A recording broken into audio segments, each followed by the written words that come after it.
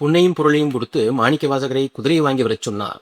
அவர் ஏதோ மாயம் செய்து நரிகளை குதிரைகளாக மாற்றி இங்கே கொண்டு வந்து விட்டார். அந்த குதிரைகள் எல்லாம் மறுபடியும் நரிகளாக மாறி இங்கே உள்ள குதிரைகளை கடித்துவிட்டு காட்டுக்குள் ஓடி சென்று விட்டன. இந்த கோபத்தினால் பாண்டிய மன்னன் பாதுராரை சிறையில் அடைத்தான்.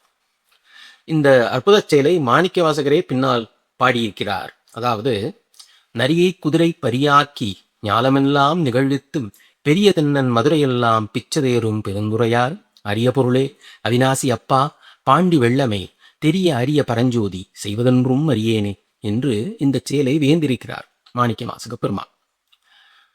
இப்படி தன்னுடைய பக்தனான வாதுவூரார் சிறையில் வாடுவதைக் கண்டு மனம் பொறுக்காத சிவபெருமான் இந்த திருவிளையாடல்களை எல்லாம் நிறைவுக்கு கொண்டு வர முடிவு செய்தார். மாணிக்கவாசகருக்கு சிறையிலிருந்து விடுதலை அளிக்க திருவுள்ளம் கொண்ட சிவபெருமான் வைகை ஆற்றை அழைத்தார்.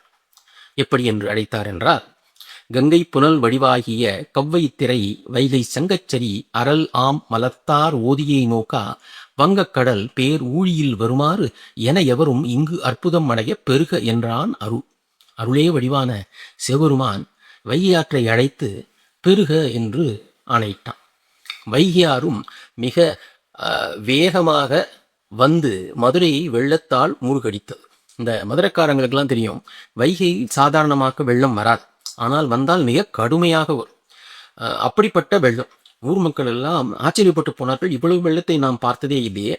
போன வருஷம் தானே இந்த மன்னன் ஏதோ பேக்கேஜ் போட்டார், இப்போ அந்த பேக்கேஜுக்கு வேலை இல்லாமல் போயிடுத்து போல தெரியுது. இப்படி ஒரு வெள்ளத்தினால் திண்டாடுகிறோமே என்று மன்னனிடம் முறையிட்டார். மன்னன் பார்த்தார், இந்த உடனடியாக நடவடிக்கை பேரிடர் காலமாக வந்து விட்டதால் இதற்கு டெண்டர் எல்லாம் விட்டு ஆட்களை கூப்பிட்டு அடைக்க சொன்னால் அதற்கு நேரமாகிவிடும். ஆகவே உடனடியாக க்ரௌட் சோர்சிங், அந்த காலத்திலேயே திட்டமிட்டு க்ரௌட் சோர்சிங் பண்ணலாம் என்று திட்டமிட்டான்.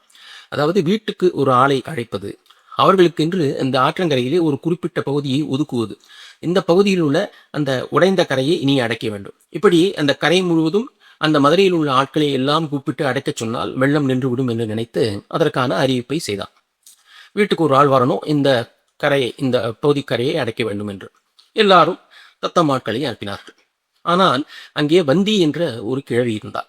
மிகவும் வயதானவள், யாரும் கிடையாது. தானே பிட்டு செய்து, அந்த சுவையான பிட்டு செய்து எல்லாருக்கும் விற்று அந்த வருமானத்திலே வாழ்க்கையை நடத்தி கொண்டு வந்தாள். சிவபக்தே.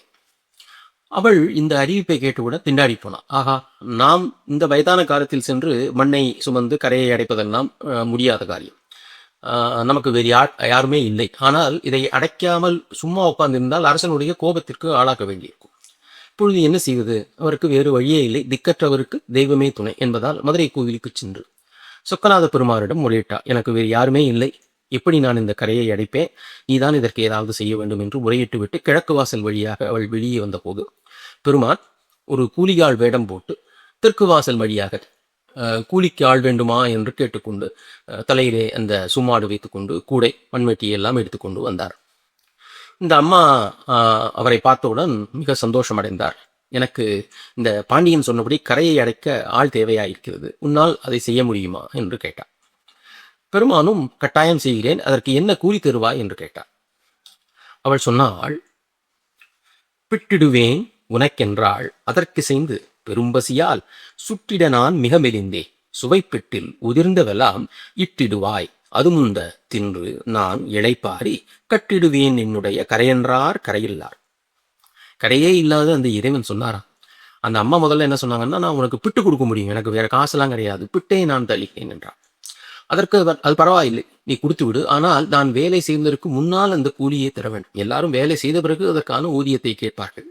ஆனால் இவர் கொஞ்சம் வேற மாதிரி, நீ எனக்கு முதலிலே அந்த ஊதியத்தை கொடுத்து விடு, அதிலும் அந்த நீ பிட்டு செய்யும் போது அதில் என்ன உதிர்கிறதோ அதை மட்டும் கொடுத்தால் போதும், எனக்கு முழு புட்டு வேண்டியது இல்லை.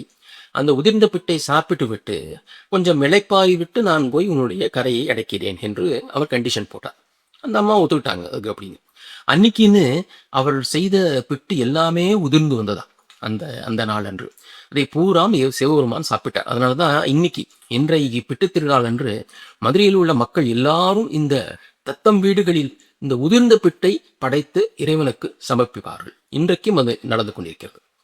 அப்படி இந்த பிட்டை சாப்பிட்டு விட்டு சுவாமி நேராக வையக்கரை ஆற்றுக்கு போனார். நேராக கரைக்கு சென்று அங்கே இவருடைய அந்த எந்த இடத்திலே இவர் அடைக்க வேண்டும் என்பதை காட்டினார்கள். ஒரு ரிஜிஸ்டர் போட்டு வந்தியுடைய ஆள் இவன் என்று எழுதி கொண்டு அதிலே அவனுடைய கையொப்பத்தை வாங்கி கொண்டார். நேராக போனால் போய் அந்த கரையை பார்த்துவிட்டு மண்ணை ஒரு கூடையை சுமந்து கொண்டு அந்த இடத்தினுடைய கரையை அடைக்க வேண்டும். அதுதான் வேலை. இவர் என்ன பண்ணுவார்? முதலில் கூடை நிரம்ப மண்ணை நிரப்புவார். நிரப்பிவிட்டு அதை அவரால் தூக்க முடியவில்லையே என்று சொல்லி அதில் உள்ள பாதி மண்ணை கீழே கவிழ்ப்பார். கவிழ்த்து விட்டு மீதி உள்ள மண்ணை எடுத்து கொண்டு போய் அங்கே கொட்ட பார்ப்பார். கொட்டும்போது கொட்ட தெரியாமல் இவரும் தண்ணீரிலே விழுந்து விடுவார். பிறகு நீந்தி வருவார். இப்படியாக ஒரு வேலையையும் சரியாக செய்யாமல் அங்கே அவர் பெரிய ஆர்ப்பாட்டமே செய்தார். வெட்டுவார், மண்ணை மூடி மேல் வைப்பார், பாரமென கொட்டுவார், குறைத்தெடுத்து கொடு போவார், சுமடுவிழ தட்டுவார், சுமையிறக்கி எடுத்ததனை தலைபடிய கட்டுவார், உடன் சுமந்து கொடு போவார், கரை சொய்வார். இப்படி இவரும் வேலை செய்யாமல் அங்கிருப்பவர்களுடைய மற்ற வேலைகளையும் கெடுத்து கொண்டு இங்கே போய் திடீரென்று ஒரு மரத்திலே கொஞ்ச நேரம் தூங்குவார். அதற்கு பிறகு நேராக வந்தியினுடைய வீட்டிற்கு திரும்பவும் சென்று கொஞ்சம்தான் கரையை அடித்திருக்கிறேன், அதற்குள் எனக்கு பசி வந்து விட்டது, இன்னும் கொஞ்சம் பிட்டு கொடு என்று பிட்டையை வாழ்ந்து கொண்டு வர. அந்த அம்மா வேற என்ன செய்ய முடியும்? சரி என்று இந்த வருட்ட மாட்டிட்டோமே என்று சொல்லி கொஞ்சம் பிட்டு கொடுப்பார். அந்த பிட்டை வாங்கி தின்று கொண்டு கொஞ்சம் இழைப்பாய் மீண்டும் வருவார். மீண்டும் கரையை அடைப்பது போல பாவனை செய்வார். இப்படியாக இவரும் வேலை செய்யாமல் இருப்பவர்களுடைய வேலையும் கெடுத்து கொண்டிருப்பதை பார்த்த ஆட்கள் எல்லாம் அங்கே மன்னனிடம் ஓடிப்போய் சொன்னார்கள், இங்கே வேலை ஒழுங்காக நடக்கவில்லை என்று. அது எப்படி என்று பார்ப்பதற்காக மன்னன் வருகிறான். மற்ற எல்லாருடைய கரைகளும் அடைபட்டு கிடந்தன. இந்த ஒரு இடம் மட்டும் சரியாக அடைபடவில்லை. என்ன இது? இந்த இடத்திலே ஏன் கரை அடைபடவில்லை? இது யாருடைய இடம் என்று கோபத்தோடு கேட்டான். அப்பொழுது அங்கிருப்பவர்கள் எல்லாம் இது இந்த வந்தியினுடைய இடம் என்று சொன்னார்கள். வந்தியா வந்திருக்கிறார், யார் அடைப்பார்கள் என்று கேட்டபோது வந்திக்கு ஒரு கூலியாள் வந்திருக்கிறான், அவன் தான் இதை அடைக்க வேண்டும். எங்கே அவன் என்று கேட்டார் அரிமர்த்தன பாண்டியன். அதோ அந்த மரத்தின் மேலே உட்கார்ந்திருக்கிறானே, தூங்கி கொண்டிருக்கிறானே, அவன்தான் என்று அங்கிருப்பவர்கள் எல்லாம் சொன்னார். கொண்டு வாருங்கள் என்று அவனை இழுத்து வந்து தன்னுடைய கையில் உள்ள பொற்பிரம்பினால் அவனை ஓங்கி அடித்தான் பாண்டியவாணன்.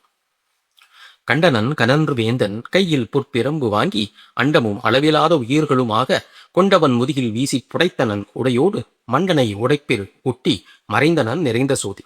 அவனுடைய முதுகிலே அந்த அடிப்பட்டவுடன் ஒரு கூடை நிறையாக மண்ணை அள்ளி அந்த உடைப்பெடுத்த இடத்திலே வீசிவிட்டு சிவபெருமான் அங்கிருந்து மறைந்தார். பையனுடைய வெள்ளமும் அத்தோடு அடங்கியது. அந்த பொற்பிரம்பினால் பாண்டிய மன்னன் அடித்த அடி எல்லா உயிர்கள் மீதும் விழுந்தது. பாண்டியன் முதுகில் பட்டது, செழியன் பண்ணிய உடம்பில் பட்டது, தான் ஆண்டகை அமைச்சர் மேனிமேல் பட்டது, அரசிலங்குமரர் மேற்பட்டது, தீண்டிய கடற்கால் வீரர் மேற்பட்டது, இவுளி மேற்பட்டது, பர்மம் பூண்ட வெங்கரிமேல் பட்டது, எவ்வுயிர்க்கும் போதன் மேற்பட்டது அத்தழும்பு. பாண்டியன் மேல் விழுந்தது, அவனுடைய அரசிகள் மேல் விழுந்தது, அமைச்சர்கள் மேல் விழுந்தது, அரசிலங்குமரர்கள் மேல் விழுந்தது, உலகத்தில் உள்ள எல்லா உயிர்கள் மீதும், தேவர்களிலிருந்து சிறிய எறும்பு அந்த அத்தனை உயிர்கள் மீதும் அந்த அடி விழுந்தது. எல்லா உயிர்களின் உள்ளேயும் இறைவனே உரைகின்றான் என்பதை எடுத்துக்காட்ட இந்த திருவிளையாடலின் நிகழ்த்தினார் சிவபெருமான். அப்படி எல்லாம் அடி வாங்கியவுடன் பாண்டியனுக்கு ரொம்ப ரொம்ப ஆச்சரியம். என்ன இது?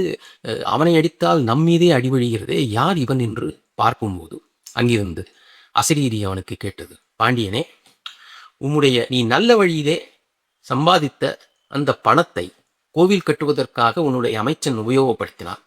அவனை நீ தண்டித்தாய். ஆகவே உன்னுடன் விளையாட நான் இங்கு வந்தேன்.